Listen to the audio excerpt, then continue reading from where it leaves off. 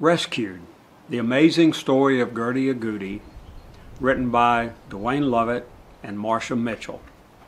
Chapter 1, A Family of Three. Capac speaks. Have y'all ever heard of an agouti? Me neither, and I'm a great big dog from Texas who knows a lot about life. That is, I thought I knew most everything until this amazing agouti business happened. I didn't know beans about agoutis until the three of us, Mom, Dad, and me, moved to this island in the Caribbean called Montserrat. I had to look at a map to even see where a place like that could be. I threw that map in the back of the book for y'all. And then, wow, we learned a lot about agoutis. Well, pardon me, I plumb forgot to introduce myself. My name is Capac. My friends call me Pax. We had a great life in Texas, good food and lots of land. Then one day, Mom and Dad told me we was moving to Montserrat. I didn't even know where that was, but they said there was lots of water and I could swim as much as I wanted.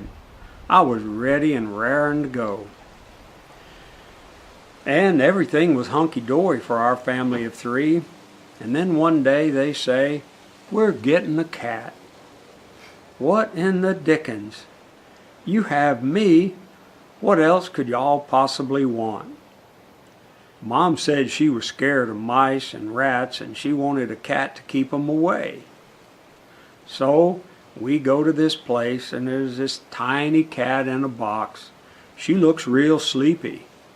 I give her a good smelling over and tell Mom she is okay with me. Now we have a cat. A tiger comes to stay. Jasmine speaks. I am the cat. You will soon learn that I am also the heroine in this story. Not Pax, not Mom, not Dad. Moi. That's how you say me in French. My name is Jasmine, but my dad calls me Princess. My dears, you may call me Jazz. Dad tells me that I am named after a tiger in a movie. I find that quite fitting. As for this new Mom and Dad, I think I can train them to be just what I want them to be. It is so important for a cat to train the humans with whom she lives. When I am working, I hunt for mice, birds, rats, snakes, and lizards. I bring them into the house so everyone can see what an expert I am at my job. Mom complains when I bring in live mice. It seems she doesn't approve of me playing with my food. When I bring in a mouse, she lets out an ear-piercing scream. Of course, her biggest scream was not about a mouse. Abandon. Gertie speaks. Name be Gertie, and me love me new family. Me a Montserrat agouti. Me speak Montserrat Creole dialect. That's a language from a long time ago that mix up English and African language. Me no know means I don't know in English. Me use me a lot instead of I, like most people do. Jazz tells me that I must learn the Queen's English like her. I do try, but me still mix 'em up sometime. Most of the time, actually. How did I come to live with this family? The first thing me remember is being moved from the burrow where me be born out into the bush and then left all by myself. Where was me agouti family? I try to move, but me front legs is mash up. I smell the grass, so me nose be working. Oh, me so scared. Me see something move in the grass. Me mommy, no, it's a big thing with stripes and round gold and yellow eyes. It come close and start to smell me. Is it going to eat me?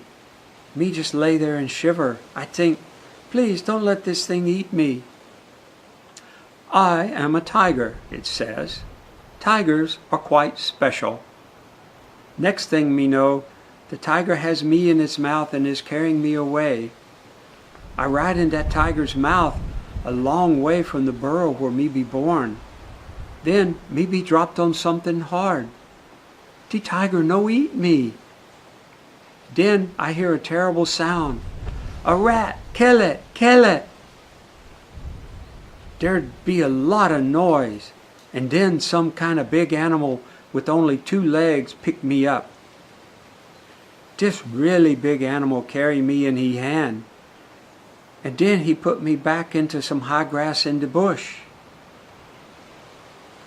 Me go to sleep.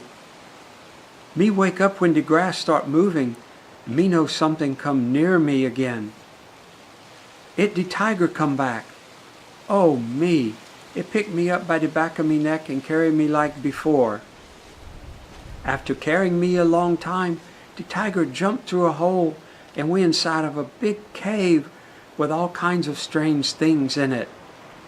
Then the tiger lay me down on the same kind of hard ground like before and lay down to watch me. Suddenly, me hear a noise. Something coming. It's the big 2-legged animal again, and this time a huge yellow creature. The huge yellow creature sniffed me all over, but do not hurt me. The 2-legged one picked me up very gently and say something about Jasmine. The tiger come up and just look at the 2-legged animal what hold me. The tiger calls the big animal Dad and tells him I want to keep her. The dad say, okay Jasmine, if you want to keep her, I guess we have to. What's the big deal? Jasmine. Look, I found something in the woods and decided I wanted to keep it. What's the big deal? Who would have guessed that my decision would end up making me famous? Now, this is one of the amazing parts of the story. I cannot explain why, but I did not want to hurt the little thing.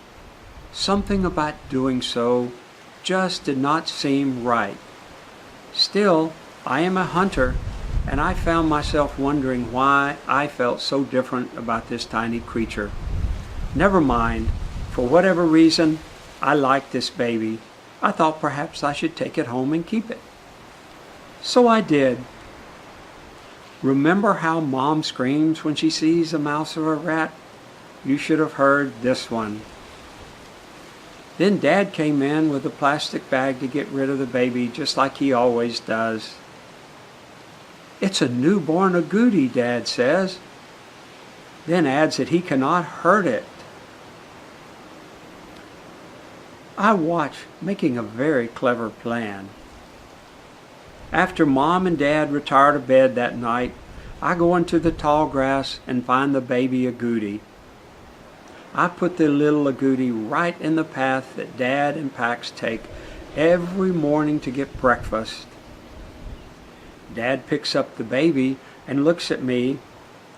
He says to Pax, well, I guess Jazz wants to keep this baby agouti. Then Dad says, okay, Jasmine, if you want to keep her, I guess we have to. Settling in, Gertie speaks.